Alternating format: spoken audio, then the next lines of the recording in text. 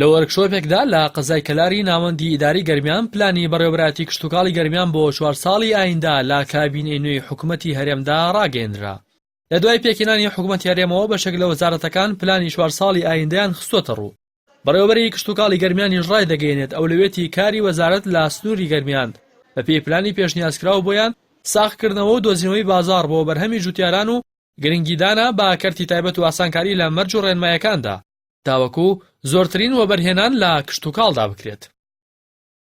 ئێمە لەم وەرکشۆپەمانە جەختمان کرۆ سەر 3 خاڵی یەکەمیمان ئەوەیە کە دۆزینەوەی بازار بۆ جوتیارانمان بە هەموو شێوەیە کە قورسایی ئەمیشە کەوێتە سەر وەزارەتی کشتتوکاڵ بۆ دۆزینەوەی بازار بۆ جوتیارەکانمان. دووهەم هێنانە ناوەوەی کەرتی تایبەت بۆ ساختکردنەوەی بەرهەمە جوتیارەکان و لە بوارەکانی پیشەسازیکردنیان بە بازرگانیکردنیان بۆ ناردن دەرەوەی بۆ دەرەوەی وڵات.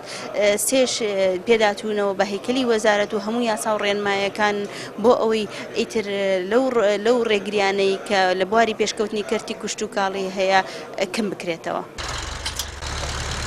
بەشێک لە جوتیاران و خاوەن کێڵگا پەلەوەرەکان باس لەوە دەکەن نەبوونی هەماهەنگی لە نێوان هەردوو وەزارەتی کشتتوکاڵی هەرێم و عێراق هەروەها نەبوونی پلانێکی ڕوون و دروست بووەتە هۆی زیانگەیاندن بە جوتیاران. ئەوان دەڵێن گەرچی ساڵانە پلان دادەنرێت بەڵام تەنیا بە مەرەکەبی سەرکاغەز دەمێنێتەوە و هیچی لێ جێبەجێ ناکرێت. نەبوونی تەنسیقێ لەگەڵ وزارەتی کشتتوکاڵی کوردستان لەگەڵ وزارەتی کشتتوکاڵی عێراقا ئەوێتە هۆی ئەوەی کە شتێکە لێرە مەمنوع بێت لە احتیمالە لە خوار مەمنوع نەبێ کەچی ئەو غەرازە لە خوارەوە لە ئێرانەوەیەتەوە دووبارە تێدەوە کوردستان سعری شتۆمەکی ئێرەش دابەزێن.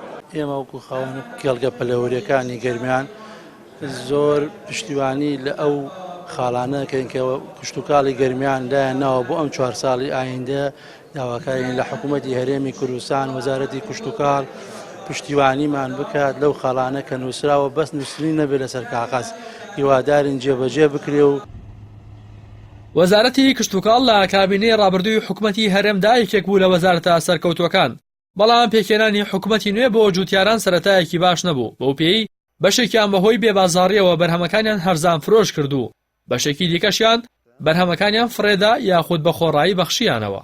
ئەمەش بە بڕوای چاودێران بۆ سێکتەری کشتتوکاڵ کارەساتێکی گەورەیە و بێباکی حکوومەت دەردەخات هەروەک داهاتووی ئاسایشی خۆراک لە هەرێمی کوردستان دەخاتە مەترسیەوە.